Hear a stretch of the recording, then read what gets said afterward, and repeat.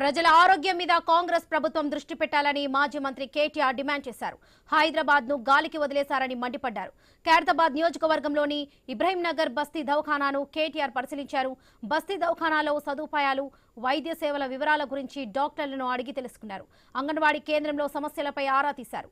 మందులు, పరికరాల పనితీరును అడిగి తెలుసుకున్నారు. పేదల ఆరోగ్యం బాగుండాలనే ఉద్దేశంతో బీఆర్ఎస్ హయాంలో 4 టీమ్స్ ఆసుపత్రులను ప్రారంభించామని తెలిపారు కేటీఆర్. 90% పనులు బీఆర్ఎస్ హయాంలోనే పూర్తయ్యాయని, కానీ కాంగ్రెస్ ప్రభుత్వానికి మిగిలిన 10% పనులు చేయడం చేతగావడం లేదని మండిపడ్డారు కేటీఆర్.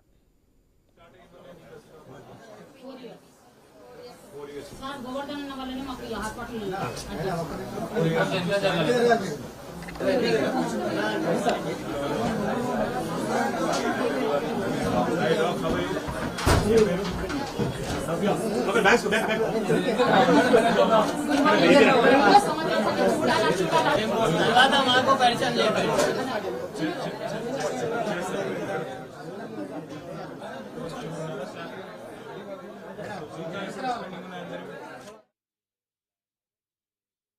దవాఖానాల పరిస్థితి ఏంది అంటే కాంగ్రెస్ ప్రభుత్వం వచ్చినాక ఈ 2 ఏళ్లలో ప్రజారోగ్యాన్ని పక్కన పెట్టారు. కేవలం తమ స్వార్థం మాత్రమే చూసుకుంటున్నారు. అందుకే ఈ ప్రభుత్వానికి గుర్తు చేయాలి, వాళ్ళ బాధ్యతను గుర్తు చేయాలి, ప్రజల ఆరోగ్యాన్ని పట్టించుకోమని చెప్పాలన్న ఉద్దేశంతో ఈరోజు మొత్తం హైదరాబాద్ వ్యాప్తంగా మా ఎమ్మెల్యేలు, మా ఎమ్మెల్సీలు, మా నాయకులందరూ కూడా బస్తీ దవాఖానాల ఆకస్మిక తనిఖీ కార్యక్రమాన్ని చేపట్టాం. అందులో ఇక్కడ గురుబ్రహ్మనగర్లో ఖైరతాబాద్ కాన్స్టిట్యున్సీలో ఇక్కడ ఉన్న బస్తీ దవాఖానకు నేను రావడం జరిగింది. ఇక్కడ డాక్టర్ నవ్య, అదేవిధంగా వారి సపోర్ట్ స్టాఫ్తో మా కార్పొరేటర్ గారు, మేము అందరం స్థానికంగా ఉండే నాయకత్వం కలిసి మాట్లాడినాం. వారిని అడిగినాం, ఎట్లా ఉందమ్మా పరిస్థితి అంటే, సార్ రోగులు వస్తున్నారు, ఇబ్బంది ఉన్న వాళ్ళు ప్రజలు వస్తున్నారు, కానీ మాకు జీతాలు లేవు, 4 నెలలుగా మాకు జీతాలే రాలేదు, మాకు మరి నెలకు మొదటి రోజే జీతం అని చెప్పుకుంటున్నారు ప్రభుత్వ ఉద్యోగులకు, కానీ మాకు మాత్రం వస్తలేవు సార్, 4 నెలలు అయిందని చెప్పి ఇవాళ ఆ స్టాఫ్ అంతా చెప్తా ఉన్నారు. అట్లాగే మరి మందులు వస్తున్నాయి ఆ టైంకు అంటే 108 రకాల మందులు ఉండాలి, ఎప్పటికప్పుడు అందుబాటులో ఉండాలి. మరి ఇవాళ మేము వస్తున్నామని కొన్ని తెప్పించినట్టున్నారు, కానీ లేకపోతే మందులు కూడా పట్టించుకునేవాడు లేడు, కనీసం ప్రజల ఆరోగ్యం గురించి ప్రభుత్వానికి ఫికర్ కూడా లేదు.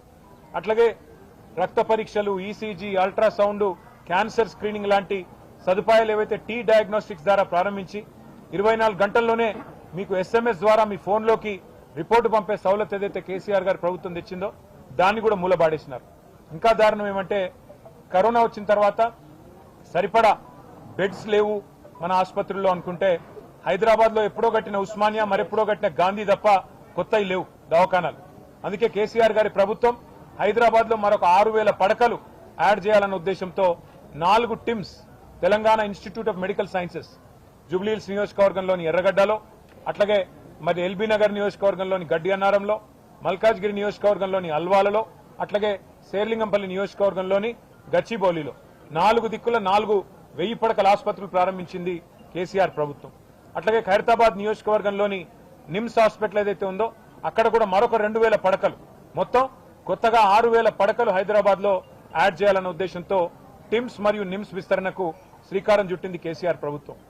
90% మేము పూర్తి చేసినాం నిర్మాణం కూడా, 10% కూడా ఈ 2 ఏళ్లలో పూర్తి కాలేదు. ఈ ప్రభుత్వం కావాలనే జాప్యం చేస్తున్నట్టుగా కనబడతా ఉంది. అట్లాగే తెలంగాణలోనే అతి పెద్దదైన ఆసుపత్రి వరంగల్లో 24 అంతస్తుల్లో 2000 పడకలతో ఎంజీఎం ఆసుపత్రిని ఆధునీకరించే పని కూడా మరి ప్రారంభించాం.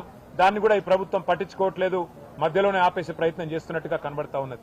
అంటే ప్రజారోగ్యం అంటే, ప్రజల ప్రాణాలంటే కాంగ్రెస్ ప్రభుత్వానికి, రేవంత్ రెడ్డి గారికి ఏమాత్రం శ్రద్ధ ఉన్నదో, ఏమాత్రం ప్రేమ ఉన్నదో దీన్ని బట్టే చెప్పొచ్చు. ఇవాళ కనీసం మా ఈ ఆకస్మిక సందర్శనతోనన్నా ప్రభుత్వం దున్నపోతు నిద్ర నుంచి మేల్కొని ఆ ఉద్యోగులకు జీతాలు వెంటనే టైంకి ఇవ్వాలని. వరంగల్లో కాంగ్రెస్ బీఆర్ఎస్